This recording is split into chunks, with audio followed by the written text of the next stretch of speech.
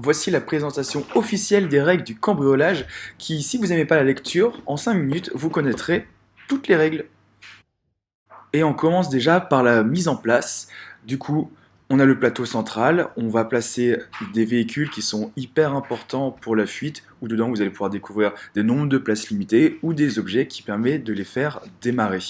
Les cartes véhicules sont mis aléatoirement et en fonction du nombre de joueurs, il y a plus ou moins de véhicules. Les véhicules sont prêts, maintenant autour des trésors. C'est ça que vous allez essayer de récupérer le plus possible pour gagner le cambriolage. Donc il y aura 3 trésors pareils, face cachée, dans chaque coffre de véhicule. Je vais accélérer un peu la vidéo parce que là c'est quand même simple. Le plateau central est posé, maintenant donnons les cartes aux joueurs. D'abord on commence par les personnages qui sont à donner discrètement et à regarder secrètement. Ils seront dévoilés uniquement à la fin d'une manche lorsqu'une alarme est jouée et permettra un dernier rebondissement dans la partie. Il y aura du coup une carte par joueur. Ensuite, les objets. Ça, les objets, c'est le plus important. Ils sont au nombre de 4 par personne et ils vont permettre toutes tes trahisons ou toutes tes coopérations si tu veux être gentil avec quelques personnes. Et la dernière carte, l'alarme. Chaque joueur dispose d'une alarme à usage unique qui permet d'arrêter les manches. Le jeu est prêt, maintenant on peut commencer. Chacun, on va pouvoir regarder un véhicule. On se met d'accord, les véhicules qu'on veut regarder, mais on peut regarder un seul véhicule. Quand on l'a découvert, on peut mentir, dire ce qu'on a vu, aiguiller nos amis ou pas. Quand c'est à mon tour, je vais aussi regarder secrètement mon personnage pour connaître son pouvoir et connaître l'avantage qu'il va me procurer à la fin. Lorsque c'est mon tour, j'ai 2 choses à faire. Me placer et aussi jouer une carte objet. Je peux jouer une carte objet et me placer, ou me placer et jouer une carte objet. Là, je décide de jouer un sac à dos qui me permet de récupérer un trésor et de le mettre dans un autre véhicule. Et je suis malin, me mets dans le véhicule où il y a le plus de trésors. Et je n'oublie pas de prendre un nouvel objet pour toujours avoir 4 cartes dans la main. Chaque joueur va faire exactement la même chose, se placer et jouer une carte. Quand tout le monde est placé, on recommence un tour. Mais là, il y a 2 possibilités. Soit je joue mon alarme pour arrêter la manche, soit je décide de jouer une carte objet et je continue du coup la manche. Moi, je veux pas garder le violet dans mon véhicule, du coup je l'éjecte du véhicule et il va choisir lui-même une nouvelle place et je reprends toujours une carte pour toujours avoir 4 cartes entre les mains.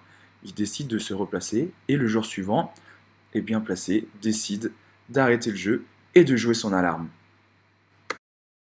Quelqu'un qui joue son alarme, c'est synonyme de fin de manche. On dévoile alors tous les véhicules et on va regarder si tu as réussi à fuir pour t'enrichir. On commence toujours sur le véhicule de gauche, on monte d'abord nos personnages, on fait son pouvoir si c'est possible. Là par exemple, la chef me permet de prendre un trésor dans un autre véhicule, il est à moi. On va dévoiler le véhicule, on va regarder s'il y a assez de place et si le véhicule peut démarrer. Là c'est la moto, c'est parfait. Et comme je suis tout seul dans ce véhicule, et tous les trésors de ce véhicule, c'est pour moi. Et là, j'ai gagné plein de trésors avec en plus pas mal de valeur.